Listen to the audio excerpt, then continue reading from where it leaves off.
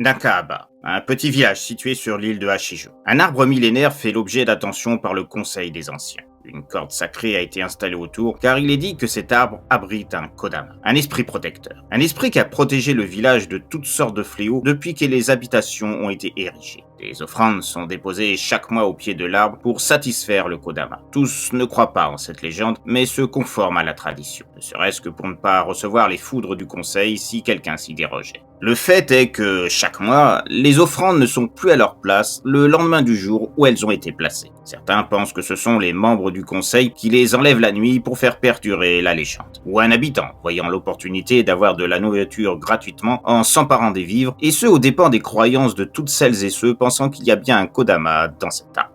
Cependant, une année où l'hiver fut plus rigoureux que d'autres, le village se trouva dans une situation où le bois venait à manquer pour se chauffer. Tous les arbres alentours avaient été utilisés et se déplacer plus loin pour abattre ce qui était nécessaire pour que chacun puisse avoir sa ration de bois était risqué à cause des bourrasques violentes s'abattant sur la région de manière continuelle. Le chef du village, pensant à la survie des siens, ordonna que l'on abatte l'arbre sacré. Bien évidemment, le conseil s'y opposa, indiquant que si on faisait ça, cela déclencherait la fureur du Kodama. Mais le chef était fatigué de ces traditions n'ayant, à ses yeux, aucun sens. Il avait accepté qu'elles soient pratiquées jusqu'à maintenant, uniquement pour respecter la mémoire de ses prédécesseurs à la tête du village. Mais l'heure était grave, et le bien-être des villages primait avant les mythes anciens. Il ordonna donc d'abattre l'arbre qui fut découpé en des centaines de bûches distribuées aux villageois. Ainsi, les habitants purent tenir le coup durant l'hiver qui finit par passer. Seulement, dès le printemps arrivé, les ennuis commencèrent. Les champs autour perdirent leur fertilité, menaçant le village de famine. Les animaux servant de bétail tombèrent malades et moururent les uns après les autres. Leur viande était inconsommable à cause d'étranges cloques parsemant leur corps. Le risque de contamination était trop grand en cas de consommation. Puis ce furent les habitants eux-mêmes qui furent atteints du même mal.